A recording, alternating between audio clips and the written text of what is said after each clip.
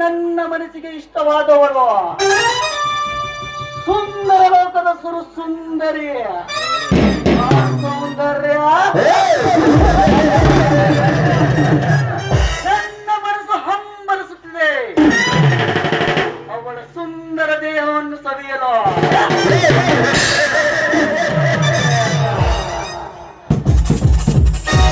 ಈ ಅಗ್ನಿರಾಜ ಒಂದು ಬಾರಿ ಕಣ್ಣಿಟ್ಟರೆ ಮುಗಿತು, ಎರಡರಲ್ಲಿ ಒಂದಾಗಲೇಬೇಕು.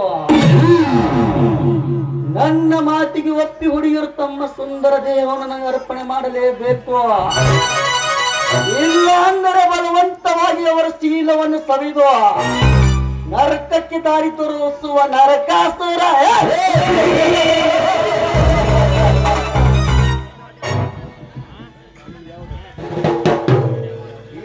ಇಲ್ಲಿ ಯಾವುದೋ ಒಂದು ಹುಡುಗಿ ನಿಂತಿದ್ದಾಳೆ. ಇವಳು ಮನೆಗೆ ಹೋಗುವ ಮುಂಚೆ ಅವಳ ಸುಂದರ ದೇಹವನ್ನು ಸವಿಲೇಬೇಕು. ಹಲೋ ಹೆಂಗ್ಲೇಡಿ? ಓ ಅಗ್ನಿರಾಜ್, ನೀವಾ?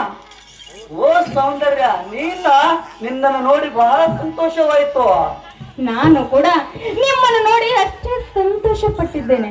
ಅಲ್ಲ, ನಾನು ನಿಮ್ಮನ್ನು ನೋಡಿ ತುಂಬಾ ದಿವಸ ಆಯ್ತು. ಹೇಗಿದ್ದೀರಾ?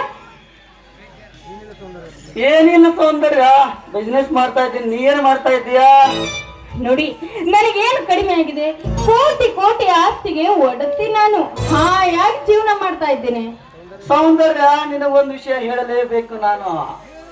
ನಾವಿಬ್ಬರು ಕಾಲೇಜು ಕಲಿಯುತ್ತಿರುವಾಗ ನಾನು ನಿನ್ನನ್ನು ಪ್ರೀತಿ ಮಾಡ್ತಾ ಇದ್ದೆ. ಇದಕ್ಕೆ ನಿನ್ನ ಅಭಿಪ್ರಾಯ? ಓಹೋ, ಇವನಿಗೆ ನಾನು ಮದುವೆ ಆದ ವಿಷಯ ಗೊತ್ತೇ ಇಲ್ಲ. ಈ ವಿಷಯವನ್ನು ಇವನಿಗೆ ತಿಳಿಸಲೇಬಾರದು. ಆಸೆಗೊಬ್ಬ ಮೀಸೆಗೊಬ್ಬ ಇದ್ದಂತೆ. ನೋಡಿ ಅಗ್ನಿರಾಜ್, ನಾನು ಕೂಡ ನಿಮ್ಮನ್ನು ತುಂಬಾ ಪ್ರೀತಿ ಮಾಡ್ತಾ ಇದ್ದೆ. ಈ ವಿಷಯವನ್ನು ನಿಮ್ಗೆ ಹೇಳ್ಬೇಕೆಂದು ತುಂಬಾ ಚಡ್ಪಡಿಸ್ತಾ ಇದ್ದೆ. ರೋಗಿ ಬಿಸಿದ್ದು ಹಾಲನ್ನೇ, ಡಾಕ್ಟರ್ ಹೇಳೋದು ಹಾಲನ್ನೇ. ರಸ ತುಂಬಿದ ಮಾವಿನ ಹಣ್ಣು ಗಿರಿಯ ಹತ್ತಿರ ಬಂದು ನನ್ನನ್ನು ಕುಕ್ಕಿ ಕುಕ್ಕಿ ತಿನ್ನು ಎನ್ನುವ ಹಾಗಿದೆ ಇವಳ ಮಾತಿನ ಅರ್ಥ. ಅಗ್ನಿ, ಏನಾಯ್ತು? ಏನು ವಿಚಾರ ಮಾಡ್ತಾ ಇದ್ದೀರಾ?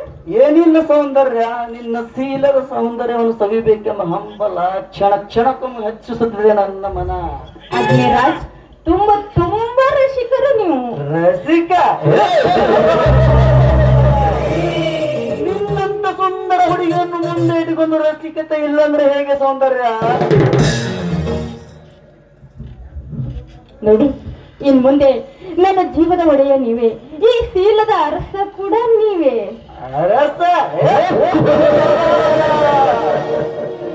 ನಿನ್ನ ಶೀಲಕ್ಕೆ ನಾನೇ ಅರಸ ಅಂದ ಮೇಲೆ ನಿನ್ನನ್ನು ಉಪಯೋಗಿಸಿಕೊಂಡು ನಿನಗೆ ಗೊತ್ತಾಗದಂತೆ ವಿಚಾರ ಮಾಡೋದು ದುಬೈ ಕಳಿಸೆ. ಈಗಳ ಆಸ್ತಿಗೆ ಈ ಸಿಂಹರಾಜನೇ ಅರಸ.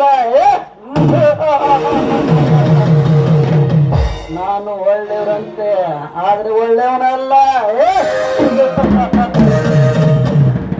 ಅಗ್ನಿರಾಜ್, ಏನ್ ವಿಚಾರ ಮಾಡ್ತಾ ಇದ್ದೀರಾ?